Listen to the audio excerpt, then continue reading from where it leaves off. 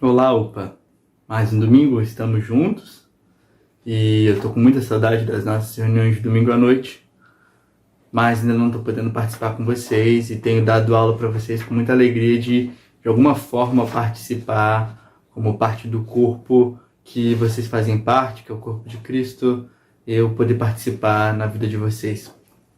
Hoje a gente vai falar sobre o fruto do Espírito. A gente vai começar aqui agora as nossas lições sobre o fruto do Espírito, que é um fruto só, como se fosse uma tangerina. E a gente vai olhar um gomo dessa tangerina, que é o amor. Como eu já disse em outras aulas, a gente tem um resumo da lei. E esse resumo da lei é amar o Senhor teu Deus de todo o teu coração, de toda a tua alma, de todo o teu entendimento, e o próximo como a si mesmo. Essa lei de Deus, como pontuou muito bem Paulo, e no qual se baseia muito da teologia da Reforma, é uma lei que não pode ser cumprida pela nossa própria força. A gente não consegue cumprir a lei de Deus por nós mesmos. E o âmago da lei de Deus é amá-lo e amar o próximo. Então, desde a queda, a gente tem essa dificuldade em cumprir isso.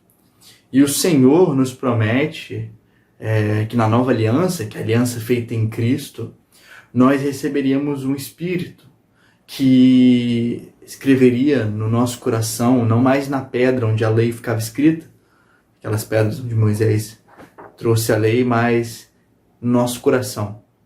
Isso quer dizer que agora o próprio Deus habita em nós e Ele age nos nossos corações, de modo que a gente se torna capaz de cada dia mais cumprir a lei de Deus. E o resumo dessa lei é o amor. Assim como Deus também é amor. Então a gente vai falar um pouco sobre isso. Eu vou focar mais especificamente no início, no amor ao próximo, tá? Então assim, quando a gente fala de amor ao próximo, nós estamos falando de algo que é rompido na queda.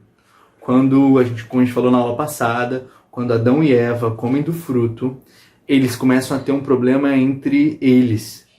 Um culpa o outro por ser culpado, por ter tomado o fruto. Adão culpa Eva e Eva culpa a serpente. Mas no final das contas, eles estão agora separados um do outro, em um certo sentido. E falta amor entre eles. Dessa relação surgem dois filhos, Caim e Abel. E esse é o exemplo da ruptura desse amor ao próximo, onde Caim, com inveja do seu irmão, porque o seu sacrifício não tinha sido aceito como o do irmão Abel, ele mata Abel, ele planeja o assassinato de Abel de uma forma bem planejada. Ele leva Abel para o campo, ele mata Abel no campo. Então, diante disso, a gente entende o mandamento que diz, não matarás. E Jesus expande esse conceito ainda mais. Ele fala o seguinte, olha, foi dito a vocês, não matarás. Mas se no seu coração você tiver ódio contra o seu próprio, você já cometeu homicídio no seu coração. Essa é a ideia que está presente quando Deus vira para Caim antes do assassinato de Abel e disse, olha, o pecado está batendo na sua porta. Então, você pode ler lá em Gênesis capítulo 4. Então, nós temos, desde a queda, essa natureza que luta contra o outro. Nós temos essa tendência de estar em guerra uns contra os outros, de estar em uma luta constante contra aquele que é semelhante a nós e que carrega em si a imagem de Deus, a imagem e semelhança de Deus. Então, primeira coisa, amar é difícil. Amar é difícil porque envolve a nossa natureza caída. Amar é difícil porque é contrário a essa natureza caída. E é só pelo poder do Espírito que a gente vai poder amar como Cristo ama. A nossa tendência natural é amar nós mesmos. Nós temos esse senso profundo de autopreservação, de que o meu é sempre mais importante, de que eu tenho que estar bem, independente de como os outros estejam, que o mais importante na minha vida é o meu bem-estar. Então, quando a gente fala de amar o próximo, isso não pode depender de nossos sentimentos, porque os nossos sentimentos são muito instáveis e nem pode depender de nós mesmos, porque nós não somos capazes. Nós temos então que recorrer a Deus, para que Deus dê forças ao nosso coração, através do seu Espírito, para que a gente possa amar o próximo. Então, você pode se perguntar, mas Tagore, tem alguma coisa errada aí? Se eu estou agindo com o meu próximo só em ato, então eu não estou sendo falso com ele. Se o meu coração é contrário a ele, eu não estou sendo falso com ele.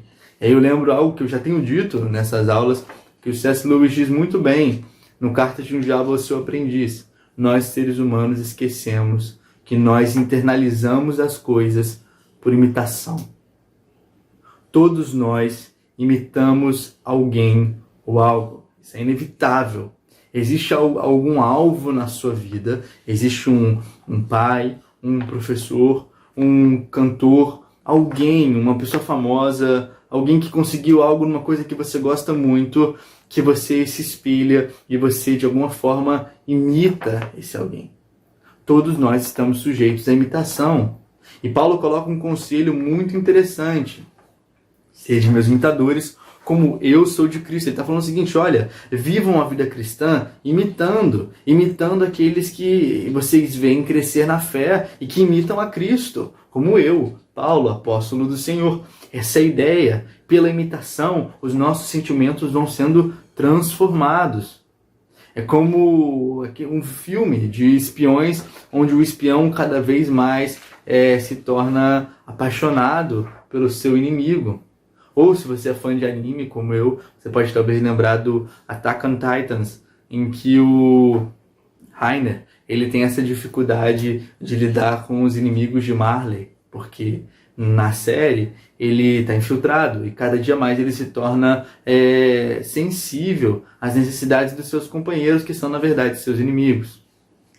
Então nós aprendemos por imitação. Mais do que isso, não basta ter só o sentimento. O contrário é verdadeiro. Não basta ter atitude sem o sentimento, mas também não basta o sentimento sem a atitude. E isso é o que mais tem.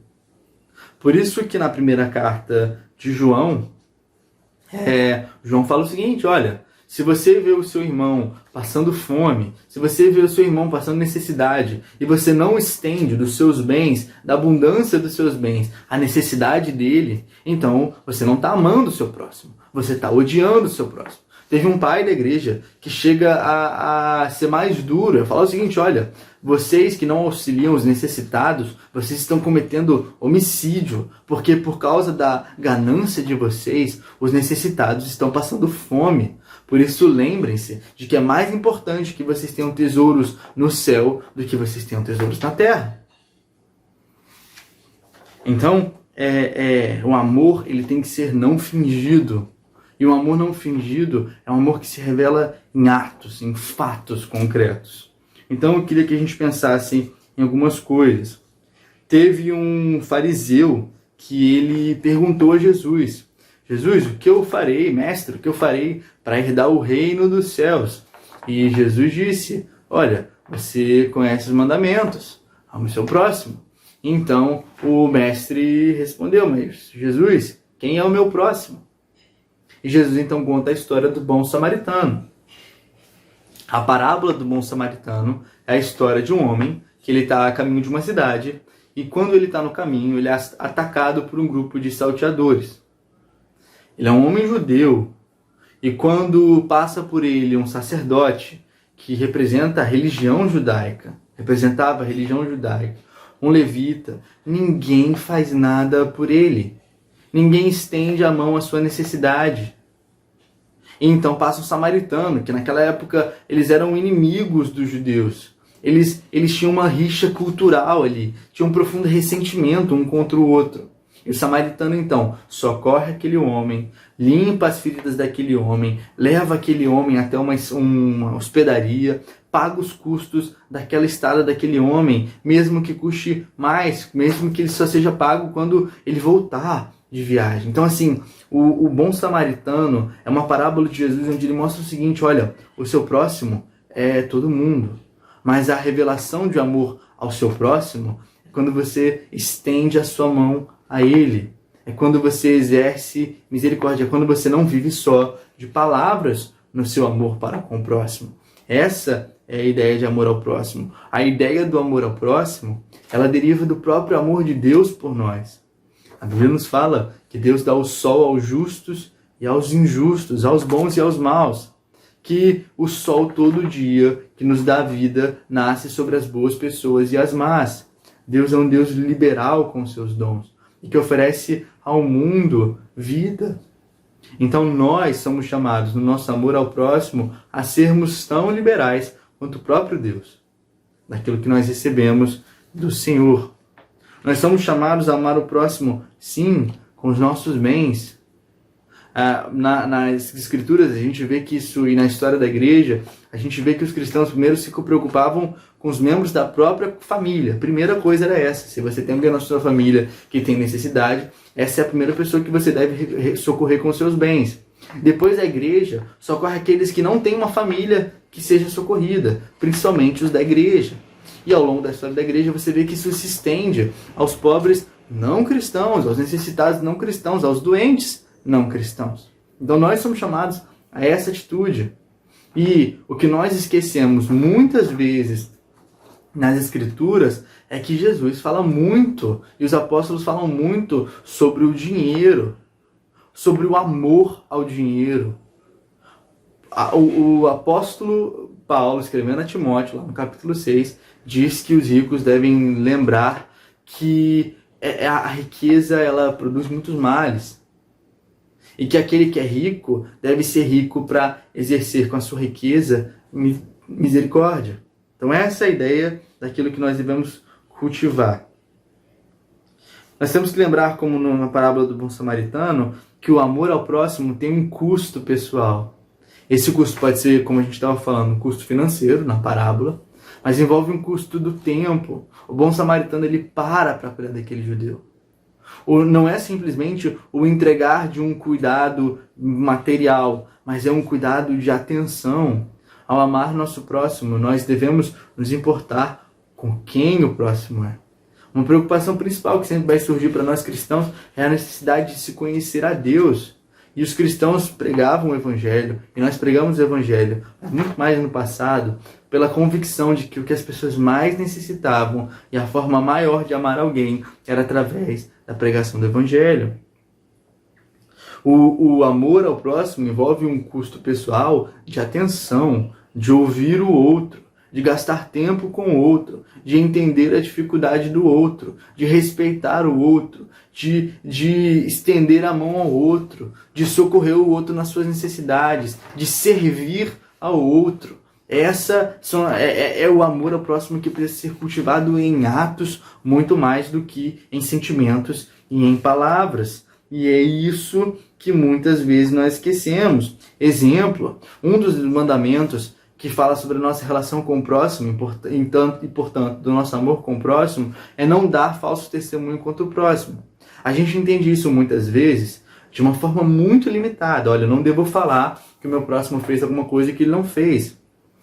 Mas os reformadores, Martinho Lutero, João Calvino, eles tinham uma perspectiva ampliada disso. Olha só, o não dar falso testemunho contra o próximo envolve mais do que isso. Envolve você zelar pela reputação do outro. Ou seja, você não permitir que coisas duvidosas sejam levantadas por ele, ou que você levante essas coisas. Zelar pelo próximo é não expor de forma desnecessária as falhas e problemas que ele tem. E também é não bajular ele para que ele tenha uma falsa impressão de si mesmo. Quando a gente olha mais a fundo, reflete mais profundamente sobre o significado de amar aos próximos dentro dos 6 mandamentos finais, a gente tem uma perspectiva muito diferente. Porque então eu passo a entender que eu não devo cobiçar aquilo que meu próximo tem e ficar com raiva dele por aquilo que ele tem e eu não. Eu começo a entender que eu não devo tirar do meu próximo, no não furtarás, aquilo que é de posse dele. Que eu devo ter cuidado com as posses do outro, porque não me pertence. No final das contas, cada vez mais se aproximando da ideia de que, essa frase universalmente conhecida, de que você não deve fazer ao outro aquilo que você não gostaria que fizesse a você, mas mais do que isso, fazer ao outro aquilo que você gostaria que te fizessem. E mais do que isso, fazer aquilo que Cristo faria, que faz continuamente por nós. Esse é o tipo de amor que nós cultivamos. Amor, então a gente falou sobre o amor no sentido bom samaritano, os gastos e os custos pessoais e financeiros que temos com o amor ao próximo. O amor ao próximo que não é só de palavra, como o de João, né, que também envolve aí o do amor do bom samaritano. O amor que se estende a esses detalhes e reflexões sobre os outros mandamentos. Quarto, o amor que está presente em Efésios capítulo 5. Depois leia Efésios capítulo 5. A ideia de Efésios capítulo 5 é lá no versículo 21 ao 22, Paulo começa dizendo que nós devemos ter amor uns pelos outros. Então ele começa a citar uma série, nós devemos se submeter uns aos outros, como uma forma de amar ao outro.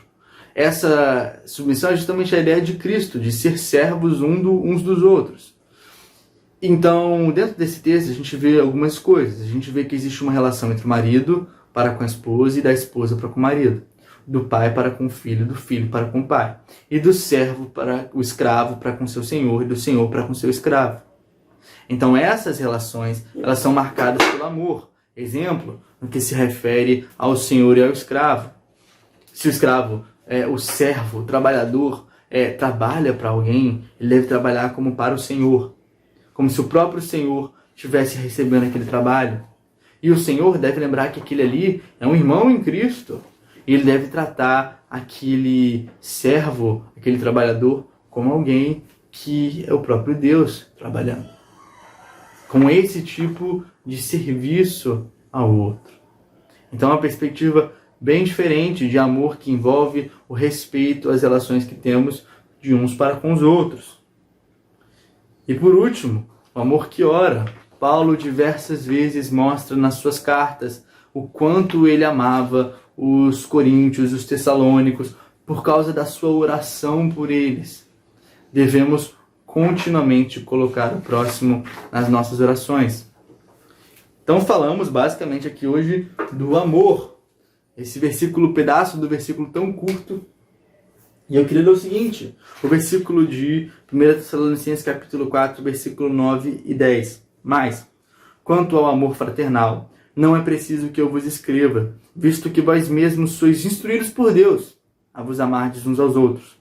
Também vos exortamos a que vos aperfeiçoais nisso cada vez mais. A ideia é, se aperfeiçoem no amor. Orem para que Deus enche o coração de vocês de amor. Orem para que cada dia mais vocês vivam a experiência do amor e busquem reconhecer cada dia como eu posso amar o meu próximo hoje mais do que eu tenho feito nos últimos dias. Que Deus te abençoe. Boa semana e um bom domingo.